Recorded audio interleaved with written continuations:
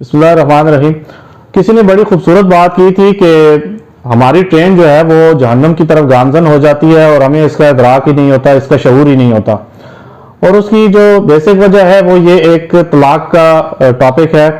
जब हमारी सोसाइटी में ऐसा होता है कि तलाक जब दे दी जाती है तो उसके बाद चूंकि अवेयरनेस नहीं है, नॉलेज नहीं है, पता नहीं होता, तो बाज़ लोग तो ऐसा करते हैं कि वो खुद से ही मफरूज़े बना लेते हैं कि तलाक नहीं हुई, हालांकि तलाक हो चुकी होती है। और इसी वजह से बहुत से लोग फिर भी रह रहे होते हैं, हालांकि वो एक गुनाह में मुलव्वस हो रहे होते हैं और उनकी ट्रेन जो है वाकई जहन्नुम की तरफ गामजन होती है। ये जितना सीरियस मैटर है उतना ही इसको लाइट लिया गया है। तो सबसे पहले जो मैं ये वीडियो बना रहा हूँ ये वाली, इसमें मैं आपको सिर्फ ये बताऊंगा कि तलाक देने का तरीका क्या है। आखिर हम मुसलमान हैं, हमें ये तो पता होना चाहिए कि आखिर तलाक देने का तरीका क्या है, कुरान में क्या तरीका है और अल्लाह के नबी सल्लल्लाहु अलैहि वसल्लम ने हमें क्या इसके ऊपर रहनुमाई की है हमारी। ये हमें अवेयरनेस होनी चाहिए। पता ही नहीं होता किसी चीज़ का हमें, और हम खुद से मफरूज़े बना के बस जो दिल में आता है करते हैं। और बाज़ दफ़ा ऐसा होता है कि जब तलाक दे दी 3 दफ़ा तो फिर भागते हैं, कभी एक मौलवी के पास, कभी दूसरे मौलवी के पास, कोई क्या कह रहा होता है मौलवी, कोई क्या। और सबसे पहले जो हमारी कोशिश होती है कि 3 तलाक देने के बाद सबसे पहले किसी अहले हदीस मौलवी को पकड़ते हैं। पता होता है कि हमारे हक में ये फैसला दे देगा, हालांकि स्टडी नहीं किया होता, पढ़ा नहीं होता कि वाकई ये सही कह रहे हैं या गलत कह रहे हैं। खुद पढ़ने की कभी कोशिश ही नहीं की, बस यही समझते हैं कि ये मौलवियों का काम है। तो मैं आज आपको इस वीडियो में सिर्फ ये बताना चाहता हूं कि तलाक देने का सही तरीका क्या है। ये आज आप अच्छी तरह समझ लें, ये बहुत ज़रूरी है आपके लिए। देखिए, जिस तरह एक बिल्डिंग के ऊपर एक इंसान खड़ा और नीचे आना चाहे तो उसके 2 तरीके हैं, या सीढ़ियों से आएगा या लिफ्ट के थ्रू आएगा। तीसरे तरीका कोई नहीं है। अगर आएगा छलांग लगा लेगा तो नीचे तो आ जाएगा, लेकिन हड्डी पसली तोड़वा लेगा अपनी।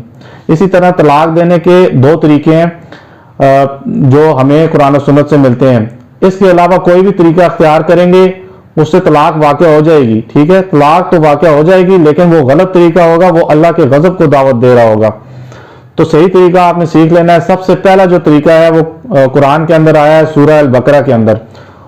मुश्किल टर्मिनोलॉजीज में नहीं जाऊंगा, आसान करके आपको शॉर्ट वीडियो में आज मैं बताता हूं। देखिए, पहला तरीका यह है कि आपने एक तलाक देनी है, उसके बाद 3 महीने तक वेट करना है। 3 हैज के जो पीरियड्स होते हैं, 3 हैज होते हैं, उसमें आपने वेट करना है, ठीक है। उस वेट के दौरान अगर आपने 2 सूरतें पैदा होती हैं। अगर आपने रुजू करना है तो रुजू कर लें, आपको ये इख्तियार है। रुजू का मतलब यह है कि आप दोबारा, अगर आप समझते हैं मुझसे गलती हो गई, मैं दोबारा अपनी बीवी के साथ रहना चाहता हूं, तो आप रुजू कर सकते हैं। लेकिन इसमें ये मिसकंसेप्शन है कि जब एक दफा तलाक दे के रुजू कर लिया तो वो तलाक काउंट हो जाती है। यहाँ पे ये लोग गलती करते हैं, वो समझते हैं कि तलाक दे दी और रुजू कर लिया तो समझो अब नए सिरे से काम शुरू हो गया। ऐसा नहीं होता। एक तलाक काउंट हो जाती है, बेशक आपने रुजू कर लिया। अब दूसरी दफा अगर आपने तलाक दी, फिर 3 हैज का टाइम है, फिर आपने अगर रुजू कर लिया तो रुजू हो जाता है, फिर आप रह सकते हैं, लेकिन 2 तलाकें काउंट हो जाती हैं, ठीक है। अब तीसरी दफा अगर आप तलाक देंगे तो फिर आपके पास रुजू का अख्तियार नहीं है। जितने भी रेफरेंसेज है मैं साथ साथ वीडियो के ऊपर चलाता रहूंगा, टाइम की कमी की वजह से मैं वो पढ़ता नहीं हूं, आप देख लें। कुरान पाक में आया हुआ है और हदीस के अंदर भी मौजूद है। मैं साथ साथ रेफरेंसेज आपके सामने चलाता जाता हूं, आप वो नोट करते जाएं और खुद जाके पढ़ें, ताकि आपका जो है दिमाग खुले, आपको पता चले कि ये तरीका है क्या, ठीक है। ये रुजू की सूरत हो गई है। अब रुजू न करने की सूरत, देखिए, अगर आपने 3 माह तक रुजू नहीं किया तलाक देने के बाद, पहली तलाक देने के बाद, तो फिर क्या होगा कि तलाक वाक़या हो जाएगी। अब आपकी बीवी आपसे फारिग हो गई है। अब अगर आप दोबारा उसके साथ रहना चाहते हैं तो आपने नया निकाह और नया हकमैर होगा, फिर आप उससे शादी कर सकते हैं। ये एक तलाक के बाद होगा, ठीक है। अब जो इकट्ठी 3 तलाकें दी जाती हैं वो मैं बाद में आपको बताऊंगा, उसका भी एक जो है पूरा मैं आपको बताऊंगा कि वो क्या मिसकंसेप्शन है। लेकिन यहाँ पे ये बता रहा हूं कि एक तलाक दी, 3 महीने तक वेट किया, रुजू नहीं किया, तो 3 महीने के बाद बीवी फारिग हो गई। अब आपने नया निकाह और नया हकमैर होगा, ठीक है। अब जब दोबारा निकाह हो गया आपका, फिर आपने तलाक जब दी दोबारा, तो फिर यही प्रोसीजर होगा, प्रोसीजर यही है, ठीक है। फिर आपने 3 महीने तक रुजू नहीं किया, फिर तलाक हो जाएगी, फिर नया निकाह और नया हकमैर होगा। 2 दफा आप ये कर सकते हैं, तीसरी दफा आपके पास ये इख्तियार हासिल नहीं होगा। तीसरी दफा अगर आप तलाक देंगे तो फिर आप दोबारा उस औरत से निकाह नहीं कर सकते जब तक वो किसी और मर्द से शादी ना कर ले, और फिर सिर्फ शादी नहीं बल्कि अज़दवाजी ताल्लुक भी कायम ना कर ले। इसके ऊपर भी दलील मौजूद है।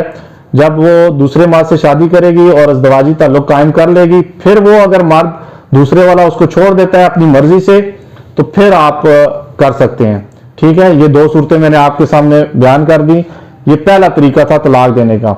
अब जो दूसरा तरीका आया है वो इब्न माजा के अंदर हदीस मौजूद है कि दूसरा तरीका ये है कि आपने हर तोहर के अंदर एक एक तलाक देनी है।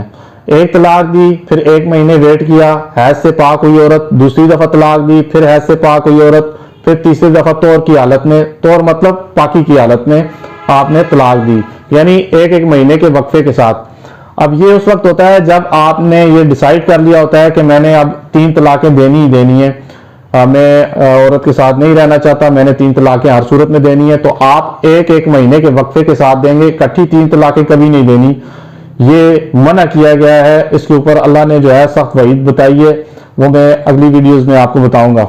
ठीक है, तो ये दूसरा तरीका है, हर तौर में आपने तलाक देनी है।